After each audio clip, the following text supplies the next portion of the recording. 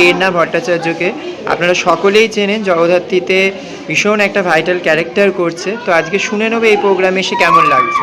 খুব ভালো লাগছে, বাচ্চা কাচ্চারা খুব কথা বলছে, জানি না কতটা আমাদের এখানে আসবে, তাও বলার চেষ্টা করছি।